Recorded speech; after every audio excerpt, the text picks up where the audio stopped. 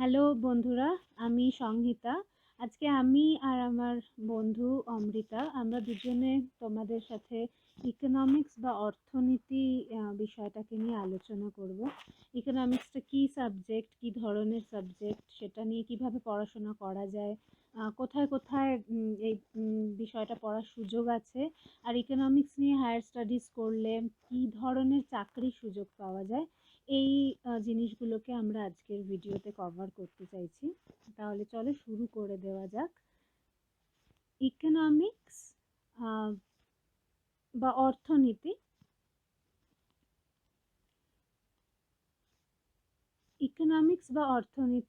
এটা একটা সমাজ বিজ্ঞান বা এটা একটা সোশ্যাল সায়েন্স যাকে বলা হয়। সমাজ বিজ্ঞান কেন? এটা ভীষণভাবে ফিজিক্স, কেমিস্ট্রি যেগুলো আমরা বলি, পদার্থবিজ্ঞান, রসায়ন, এগুলো থেকে আলাদা, কেননা এটা সমাজটাকে নিয়ে বিশ্লেষণ করে। তো সমাজবিজ্ঞানের মূল কথা হচ্ছে যে সমাজের সীমিত সম্পদকে আমরা ইউজ করে কি করে উৎপাদন করতে পারি এবং সেটাকে সমাজের মধ্যে কিভাবে ডিস্ট্রিবিউট করা হয় বা বন্টন করা হয়, বন্টন ব্যবস্থা, সেইটারই বিস্তারিত বিষয় হলো ইকোনমিক্স বা অর্থনীতি। তো এই ইকোনমিক্সটার সঙ্গে আমরা ছোট থেকে কিন্তু খুব একটা পরিচিত থাকি না, কারণ আমাদের স্কুলে ধরো ক্লাস 9 বা 10 অবধি আমরা যদি ওয়েস্ট বেঙ্গল বোর্ডের কথা ভাবি, এখনো কিন্তু সেটা ইকোনমিক্সটা ইন্ট্রোডিউস করা হয়নি ক্লাস 9 বা 10-এ।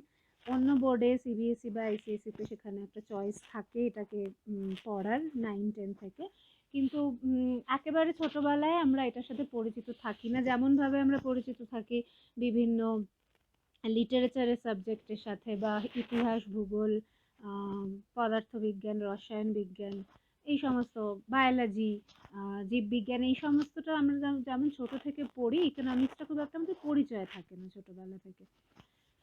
তো সেই জন্যে ইকোনমিক্স যদি তোমাদের মনে হয় যে তোমরা পড়তে চাও, কখন কিছু কিছু জিনিস মাথায় রাখা ভালো পড়ার জন্য। এটা যে ইকোনমিক্স কিন্তু খুব ভাস্ট সাবজেক্ট, বিশাল বড়, মানে স্কোপ, তার অনেকগুলো ব্রাঞ্চেস আছে। যে কোনো সাবজেক্টেই থাকে, যেমন ধরো ফিজিক্স বললে, ফিজিক্সে যদি পড়াশোনা করতে চাও, তার হাজার রকমের ব্রাঞ্চ আছে। ফিজিক্স মানে শুধু ফিজিক্স নয়, ছোটোবেলায় যেরমভাবে আমরা পড়েছি স্কুলে, তো সেরকম ইকোনমিক্সেরও অনেকগুলো ব্রাঞ্চ আছে, অনেক ভাগ আছে যেগুলো নিয়ে পড়াশোনা করা যায়। কিন্তু মূল কথা হচ্ছে যে যেখানে আমরা, এটা একটা সোশ্যাল সায়েন্স এবং মানুষের যে বিহেভিয়ার, সমাজের মানুষ কেমনভাবে ব্যবহার করবে কোনো জিনিস। যদি আমি বলি যে এটা একটা পাবলিক ইউটিলিটি, যেমন একটা ধরো স্টেট বাস, যে বাসগুলো গভর্নমেন্ট মানে অপারেট করে, স্টেট গভর্নমেন্টের বাস, সেটা একটা বাস, পাবলিক প্রপার্টি, রাইট? সেই পাবলিক প্রপার্টির প্রতি মানুষের কীরকম আচরণ থাকবে বা সেটাকে আমরা কিভাবে ডিস্ট্রিবিউট করলে এটা পুরোটাই একটা সমাজকে নিয়ে বিজ্ঞানটা। তো সেই জন্যে যদি তোমাদের ইন্টারেস্ট থাকে ইকোনমিক্স পড়ার জন্য, ক্লাস 11 থেকে আমি বলছি, যেখানে থেকে আমরা স্পেশালাইজেশনটা দেখি, ক্লাস 11-এ যদি আমার মনে হয় যে আমি ইকোনমিক্স পড়তে চাই, ইন্টারেস্টেড সাবজেক্টটা নতুন, অন্যরকম, তার জন্য কিছু কিছু জিনিস মাথায় রাখলে ভালো হয়। সেটা হচ্ছে অঙ্কটা বা ম্যাথামেটিক্সটা কিন্তু ইকোনমিক্সের সঙ্গে একেবারেই ভীষণভাবে জড়িত। অঙ্ক ছাড়া ইকোনমিক্স হয় না, কারণ এটা একটা ভীষণ অ্যানালিটিক্যাল একটা সাবজেক্ট, যেটাকে তুমি কি বলবে, অনেক বেশি বিশ্লেষণ থাকে। সেজন্য ম্যাথামেটিক্স বা স্ট্যাটিস্টিক্স একদম মানে কমপ্লিমেন্টারি ইকোনমিক্সের জন্য, একটাকে ছাড়া আর একটা হয় না। তো ইকোনমিক্স পড়বো কিন্তু অঙ্ক বা স্ট্যাটিস্টিক্স সেটা জানবো না, সেটা হয় না। তো ওইটাকে ভীষণভাবেই কমপ্লিমেন্টারি সাবজেক্ট ইকোনমিক্সের সঙ্গে। ম্যাথামেটিক্সটা একেবারেই কম্পালসারি। তুমি যদি ক্লাস 2-তে ইকোনমিক্স পড়তে চাও, তার সঙ্গে ম্যাথামেটিক্সটা একেবারেই কম্পালসারি। আর আমি যদি বলি যে কোনগুলো কম্বিনেশন হিসেবে নিলে ভালো হয়, সেখানে স্ট্যাটিস্টিক্স থাকলে খুবই ভালো, কেননা স্ট্যাটিস্টিক্সটা তুমি যদি ইকোনমিক্স নিয়ে পড়তে চাও হায়ার স্টাডি, স্ট্যাটিস্টিক্সটা পড়তেই হবে। যেমন আমার ক্লাস 11-এ আমার কম্বিনেশন ছিল ইকোনমিক্স, স্ট্যাটিস্টিক্স, ম্যাথামেটিক্স, আর 4th সাবজেক্ট যেটা কম্পিউটার অ্যাপ্লিকেশন আমি নিয়েছিলাম। তো এরম কম্বিনেশনে পড়তে পারো। ইকোনমিক্স, স্ট্যাটিস্টিক্স, ম্যাথামেটিক্স একটা ভালো কম্বিনেশন, যেখানে তুমি এটা মাথায় রেখেই পড়ছো যে আমি ইকোনমিক্সটাকে পার্সু করব, বা ধরো আমি স্ট্যাটিস্টিক্সও পার্সু করতে পারি, তো ইকোনমিক্সটা আমি পার্সু করতে চাইলে ইকোস্ট্যাট ম্যাথ এই কম্বিনেশনটা কিন্তু ভালো কম্বিনেশন। এছাড়া পিওর সায়েন্স যদি তুমি পড়ে থাকো, পিওর সায়েন্স পড়েও কিন্তু করা যায়, মানে 11-12-এ আমি যদি ফিজিক্স, কেমিস্ট্রি, ম্যাথামেটিক্স নিয়ে পড়ি, তাহলেও কিন্তু আমি ইকোনমিক্সে অনার্স করতে পারি, আমি গ্র্যাজুয়েশন করতে পারি, ফার্দার স্টাডিজ করতে পারি। তো পিওর সায়েন্স নিলে করা যায়, আর ইকোনমিক্স, স্ট্যাটিস্টিক্স, ইকোনমিক্স আর ম্যাথামেটিক্স এই কম্বিনেশনটা যদি আমার থাকে তাহলেও করা যায়, কারণ মেনলি কলেজে অ্যাডমিশনের সময় ম্যাথসের মার্কসটাকে কিন্তু গুরুত্ব দেওয়া হয়।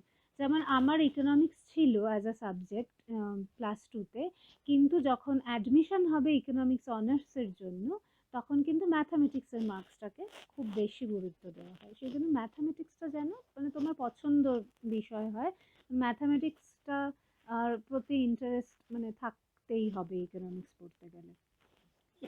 এটাকে ছাড়া ইকোনমিক্স হয় না। যদি আমি কলেজ বা ইউনিভার্সিটিতে আসি, তাহলে কিন্তু মোটামুটি সমস্ত কলেজেই economics as a subject offer করা হয় অনার্স সাবজেক্ট হিসেবে গ্র্যাজুয়েশনের জন্য। আর একটা কথা বলবো, ক্যালকাটা ইউনিভার্সিটি কিন্তু এখানে বিএসসি ডিগ্রি দেয়, মানে এটা ইটস আ সায়েন্স সাবজেক্ট।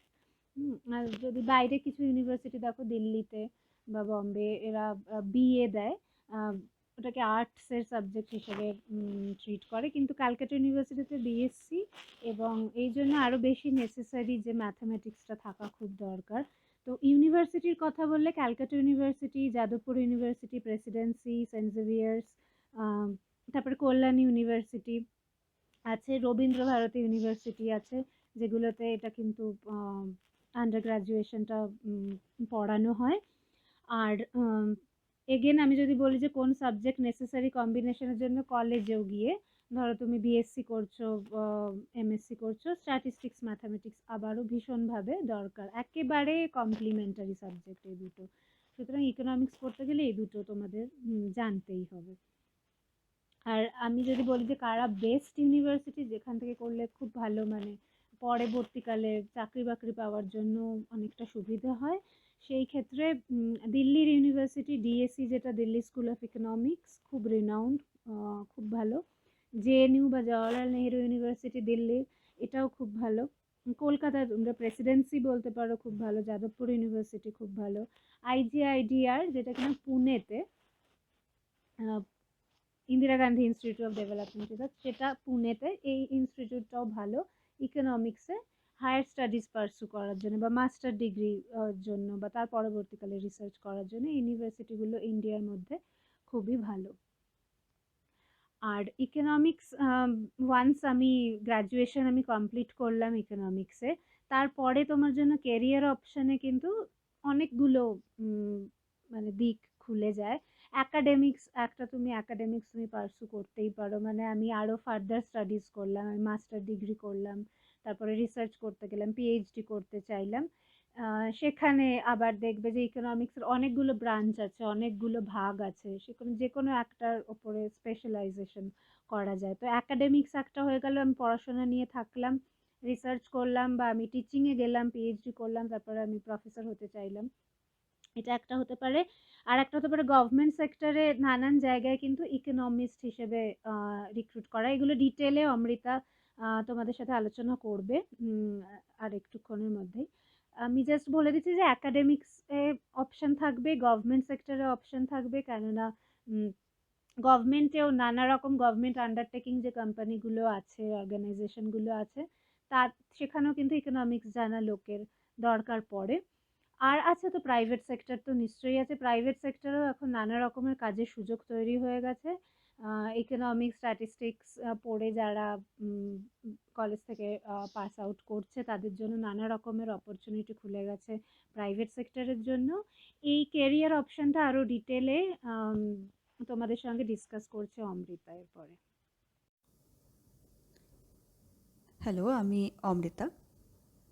সঙ্গীতাকে অনেক ধন্যবাদ সুন্দর করে বুঝিয়ে দেওয়ার জন্যে যে কি কি বিষয় আমরা পড়তে পারি ইকোনমিক্সে ভবিষ্যৎ গড়ার জন্যে, ইকোনমিক্স কোথায় কোথায় পড়বো, কী কী বিষয়ে রাখলে আমাদের সুবিধে।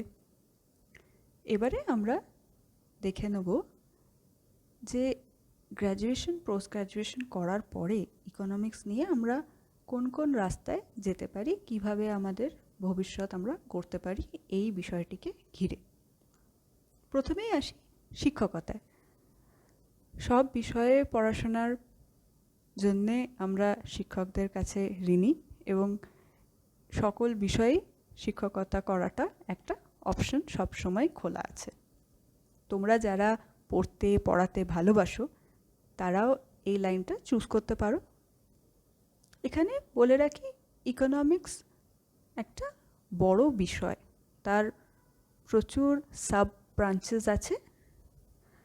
কিছু আমরা এখানে লিখেছি, এর বাইরেও অনেক হয়, micro macro, public economics, developmental economics, behavioural economics. এর মধ্যে তোমাদের যেগুলো পছন্দ তোমরা সেই বিষয়ে স্পেশালাইজ করতে পারো, সেই বিষয়ে আরও রিসার্চ করতে পারো, গবেষণা করতে পারো এবং সেইটাকেই তুমি তোমার ফোকাস করতে পারো। তাছাড়াও এখানে বলে রাখি যে ইকোনমিক্স একটা আপেক্ষিকভাবে নতুন সাবজেক্ট, সেটা এখনও ইভলভ করছে এবং অন্য অনেক বিষয়ের সঙ্গেও এর কানেকশনস আছে। যেমন সাইকোলজির সঙ্গে বিহেভিয়ারাল ইকোনমিক্সের কিন্তু একটা সম্পর্ক আছে। সেই সব রাস্তা ধরেও অনেক রকমের রিসার্চ হয়, অ্যাকাডেমিক্সেও হয়, আবার ইন্ডাস্ট্রিতেও হয়। ইন্ডাস্ট্রি মানে ধরো কোনো প্রাইভেট কোম্পানি বা কোনো গভর্নমেন্ট সেক্টরের প্রজেক্ট, সেখানেও কিন্তু রিসার্চের অপশন থাকে। আর শিক্ষকতার অপশন তো আছেই, আমাদের নিজের রাজ্যে আছে। রাজ্য থেকে বেরিয়ে ভারতবর্ষের অন্য রাজ্যেও তোমরা পড়াতে যেতে পারো। আবার ভারতবর্ষের বাইরের দেশেও ইকোনমিক্সের টিচারদের জন্য অনেক রকমের অপশনস থাকে। বাইরের ইউনিভার্সিটিতে তোমরা যদি পোস্টডক করতে যেতে চাও, সেখান থেকে অনেকে কনভার্ট করে সেখানেই থেকে যায়, সেখানেও শিক্ষকতা করে। এরকম সমস্ত অপশনই তোমাদের কাছে খোলা থাকবে। গভর্নমেন্ট সেক্টরে আসি। গভর্নমেন্ট সেক্টরে অর্থনীতির জন্য স্পেসিফিক কিছু পরীক্ষা থাকে, যেমন ইন্ডিয়ান ইকোনমিক সার্ভিসেস, IES। এখানে ইকোনমিক্সেই মাস্টার্স করেছে এই রকম স্টুডেন্টদের জন্যে পরীক্ষা হয় এবং তার মধ্যে থেকে যারা সিলেক্টেড হয় তাদেরকে চাকরিতে নিয়োগ করা হয়। আবার সরকারি ব্যাংকসেও তুমি ইকোনমিক্সের রোলে কাজ করতে পারো। রিসার্চ ইনস্টিটিউট আছে, সেখানে রোলস থাকে, সেগুলোতেও তোমরা যেতে পারো। এছাড়াও যেরকম আমরা জানি পরীক্ষা দিয়ে চাকরি, সরকারি চাকরি, সেই সবগুলোর জন্যেই কিন্তু ইকোনমিক্স পড়ে তোমরা এলিজিবল। যেমন UPSC, WBCS বা ব্যাংকের কোনো প্রবেশনারি অফিসারের পরীক্ষার যেগুলো মিনিমাম কোয়ালিফিকেশন হচ্ছে তোমার গ্র্যাজুয়েশন, সেগুলোর জন্য তোমরা এলিজিবল থাকবে। আর এছাড়াও আজকালকার ছেলেমেয়ে তোমরা অনেক খোঁজ খবর রাখো, অনেক রকমের অপশনস দিনে দিনে বাড়ছে। এগুলো শুধু যেগুলো আমরা বলছি সেগুলোতে সীমিত কিন্তু একদমই নয়। প্রাইভেট সেক্টরেও বলে রাখি, যেমন পাবলিক সেক্টর ব্যাংকসে যেমন ইকোনমিস্টস লাগে, পাবলিক সেক্টর ব্যাংকের মতো প্রাইভেট ব্যাংকসেও ইকোনমিস্টসের রোল থাকে। তাছাড়া থাকে অ্যানালিটিক্সের অপশনস। অ্যানালিটিক্স মানে ডেটা অ্যানালিটিক্স, স্ট্যাটিস্টিক্যাল মডেলস দিয়ে যে অ্যানালিটিক্স হয় সেরকম অ্যানালিটিক্স। এখানে তোমার যেটা তুমি পড়ে এসেছো সেইটার অ্যাপ্লিকেশনটা এই জায়গাতে হয়। এর মধ্যেও প্রচুর ভাগ আছে, নানা রকম স্পেশালাইজেশন আছে। রিটেল আছে, সংহিতা রিটেল সাইডে কাজ করে। আবার তোমার ফিনান্সিয়াল সাইড আছে, যেমন ব্যাংকিং রেগুলেশন রিলেটেড, ব্যাংকের যেসব রেগুলেশনস হয় যেগুলো তাদেরকে ফলো করতে হয়, সরকার থেকে আসে, সেই রেগুলেশনগুলো ফলো করার জন্য স্ট্যাটিস্টিক্যাল মডেলস থাকে, সেগুলো দেখরেখ করতে অনেক অ্যানালিস্ট, ম্যানেজার্স এরকম রোলস থাকে, সেগুলোর জন্যও তোমরা এলিজিবল হবে। তোমরা ইনভেস্টমেন্ট ব্যাংকিং রোলসেও যেতে পারো যদি সেদিকে তোমাদের আগ্রহ থাকে। তাছাড়াও সিম্পল ডেটা বেসড রিসার্চ, যেখানে আবারও বলছি স্ট্যাটিস্টিক্যাল মডেলস ইনভলভড হয়, ডেটা সম্বন্ধে জ্ঞান লাগে, বা যেগুলো তোমরা পড়ে এসছো সেই সব রুলসগুলো, সেই সব আইডিয়াসগুলো এখানে এসে অ্যাপ্লাইড হবে। এখান থেকে তোমাকে ইনসাইট বার করতে হবে। এরকম রোল কিন্তু আজকাল প্রচুর বাড়ছে। শুধু বড় বড় কোম্পানিজ যারা এস্টাবলিশড সেখানেই নয়, ছোট ছোট স্টার্টআপস যেখানে খুলছে, নানা রকম বিষয়ে তারা ডেটা রিলেটেড ইনসাইটস চায়, তাদের খুব কাজে লাগে এগুলো। এই রোলসগুলো কিন্তু বাড়ছে। আর এখানে আমি বলে রাখতে চাই যে এই সব রোলের জন্য কিন্তু কোডিংয়ের নলেজ লাগে। কোডিং শুনেই ভয় পাওয়ার কিচ্ছু হয়নি, একদম সিম্পল জিনিস। তোমার যদি লজিকে ইন্টারেস্ট থাকে তাহলে তুমি কোডিংয়ে স্বাচ্ছন্দ্য করতে পারবে। কোডিং করার মধ্যে কিছু সাংঘাতিক কিছু নেই। যাদের ম্যাথমেটিক্যাল নলেজ একটু ভালো, তাই তো, একটু স্ট্যাটিস্টিক্সে ইন্টারেস্ট আছে, একটু লজিকে আগ্রহ আছে, তারা আরামসে কোডিং শিখতে পারবে। এখন প্রচুর শেখানোর অপশনসও বেড়ে গেছে, আগ্রহ থাকলেই শেখা যায়। অনেক অনলাইন টিউটোরিয়ালস হয় কোডিংয়ে, সেগুলো তোমরা দেখতে পারো, যদি ভালো লাগে, আগ্রহ লাগে, আরও শিখতে পারো। এখানে বলে রাখি যে যেসব সফটওয়্যার এইসব সেক্টরসে ইউজড হয় সবগুলো কিন্তু লাইসেন্সড এরকম একদমই নয়। Open source software, open source বলতে যেগুলো তুমি আমি বিনা পয়সায় ব্যবহার করতে পারবো, কোনো লাইসেন্স ফি লাগবে না, যেমন আর বা পাইথন। এইরকম সফটওয়্যারও ভীষণভাবে ইউজ হচ্ছে ইন্ডাস্ট্রিতে, এবং এগুলোতে যদি তোমার নলেজ থাকে, এগুলোতে তুমি যদি কাজ করতে পারো, তাহলে প্রাইভেট সেক্টরে তুমি এরকম অনেক অপশন পাবে এগুলোকে অ্যাপ্লাই করার, এবং অনেক রোলস তুমি পাবে যেখানে কোডিংয়ের নলেজটা খুবই প্রয়োজনীয়। ঠিক আছে?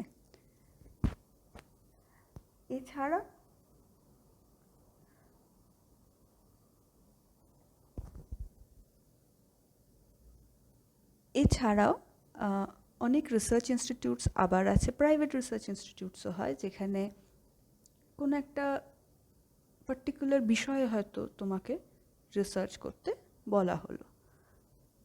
আর একটা লাস্ট পয়েন্ট যেটা আমরা বলতে চাই সেটা হচ্ছে যে তোমাদের মধ্যে যারা এমবিএ করতে উৎসাহী, এমবিএরও তো অনেক রকম স্পেশালাইজেশন থাকে, তো যারা এর মধ্যে ফাইন্যান্স নিয়ে পড়াশোনা করতে চাও তাদের জন্যে ইকোনমিক্সের আন্ডার গ্র্যাজুয়েশনের যে নলেজটা সেটা কিন্তু খুব হেল্পফুল। এটার যে তোমার একটা বেসিক জ্ঞান যেটা তোমার থাকবে, সেটা কিন্তু তুমি গিয়ে এমবিএ পড়াশোনার সময় দেখবে অনেক টপিক তুমি অলরেডি কভার করে এসেছো, অলরেডি পড়ে এসেছো, এবং তোমার সহপাঠীদের থেকে একটু হলেও এগিয়ে থাকবে। যদি তুমি ফিন্যান্সে এমবিএ করতে চাও, ফিন্যান্স তোমার স্পেশালাইজেশন হয়। যেমন আমি আগেই বলেছি, এছাড়াও অনেক অনেক অপশনস রোজ রোজ নতুন নতুন আসছে, সেগুলোর খোঁজ হয়তো তোমরা ভালো জানবে, এবং একটু ইন্টারনেটে নাড়াঘাটা করলেই, খোঁজ খবর নিলেই দেখবে খুব সহজেই তুমি বুঝতে পারছো যে কী কী অপশনস তোমার আছে আর কোন কোন দিকে তুমি যেতে চাও। এছাড়াও যেমন আগে আমরা একটু সাইকোলজির কথা বললাম, অনেক অনেক অন্য বিষয় যেগুলো হয়তো অর্থনীতির মধ্যে পড়ে না, তারা কিন্তু অর্থনীতির সঙ্গে জড়িয়ে আছে, এবং এই সিচুয়েশনটা কিন্তু নিত্যদিন ইভলভ করছে। কাজেই তোমরা ইন্টারেস্টেড হলে, আগ্রহী হলে এইসব জায়গাতেও অনেক নতুন নতুন রাস্তা খুঁজে পাবে। আর শেষ করার আগে বলি যে কোনো বিষয়ে যদি তোমার ভালোবাসা থাকে, যদি এই বিষয়টা ভালো লাগে, তাহলে কিন্তু অপশন বেরিয়ে আসবেই। এটা নিয়ে কোনো ভবিষ্যতে কি হবে এইটার চিন্তায় কোনো বিষয় চুজ করো না। যেটা ভালোবাসছো, যেটা ভালো লাগছে পড়তে, যেটা তুমি পড়তে আগ্রহী, সেইটাই পড়ো। এটা একটু মাথায় রেখে তোমরা এগিয়ে যাও। Wish you all the best.